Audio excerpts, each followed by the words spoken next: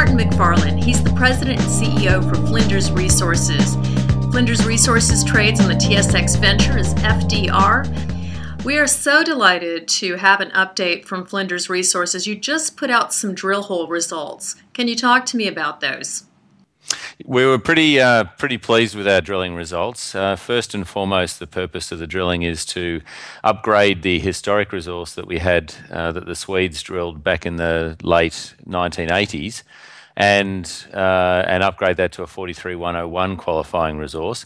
So far, the first assay results, and I stress that these are the first 10 of 25 holes we've already drilled, show that the mineralisation is of similar width and consistent grade with what we saw before. So that's a good starting point. But the thing we're really excited about is that the mineralisation extends a long strike and down dip from where it was previously known, and also importantly, we've seen parallel layers of graphite below the known existing mineralisation in the top 50 metres. So all in all, it suggests to us that provided the remaining results come out consistent with these ones, which there's no reason to believe they won't, we should see an increase in the resource when we put our figures together towards the end of July. Flinders Resources is not just an exploration company. You actually have production and processing facilities. I think you were actually in production in 2001. Is that correct?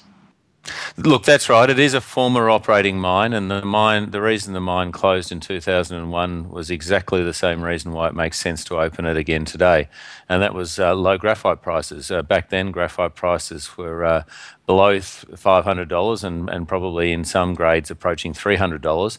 Today, they're substantially better, as we all know, and that's the reason why it makes sense to put it back into production.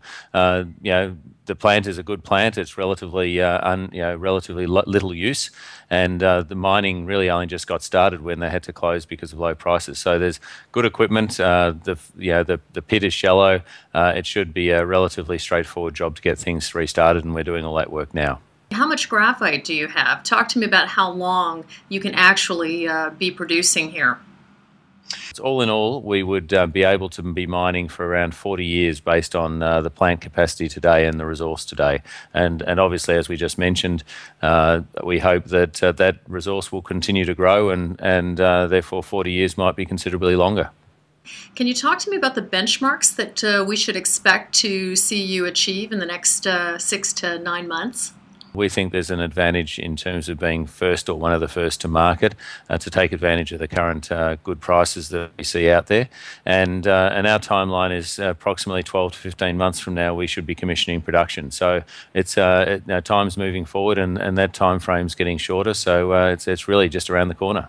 How did you position yourself to be on the forefront of this rising market trend? I mean, how did you know to move into graphite? And you put together some of our brightest brains in the resource sector, investors and players like Jeff Phillips and Mark Saxon and Jim Powell. How did you know to do this? They were the guys who actually thought about graphite and thought it was an interesting industrial mineral, and thought they'd look at the projects around the world to see what was available. Because they were operating in Scandinavia, that was the window to find the Kringle mine in Sweden that we eventually bought. So just very fortunate that they were familiar with Scandinavia and knew many of the companies who were operating there, including one who was selling the Kringle mine.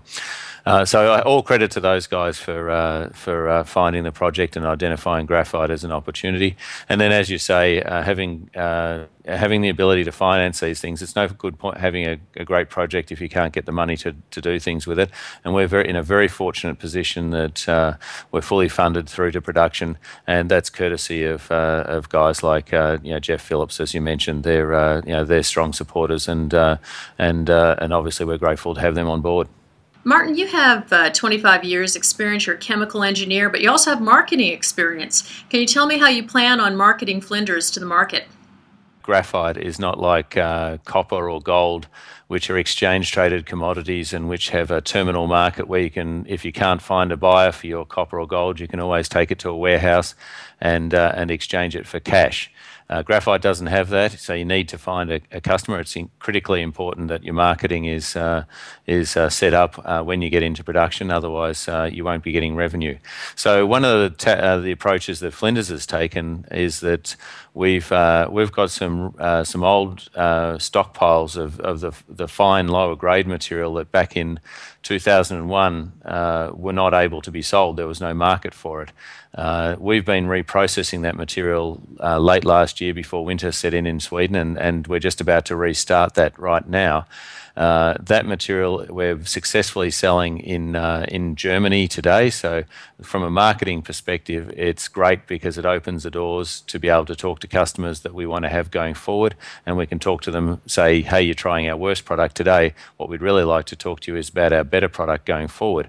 So that has been a very powerful tool for opening up marketing avenues for us.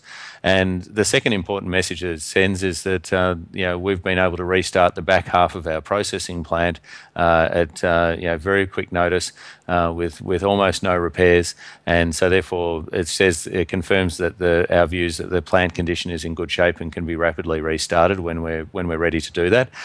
So that's been a second good message. And the third message is it just says how much graphite markets have changed in the last 10 years. I mean, this was the worst product that couldn't be sold last time round. Today it's got a ready market and the customers are asking for it. So I think all powerful messages from the marketing perspective. Thank you so much, Martin, for joining me today.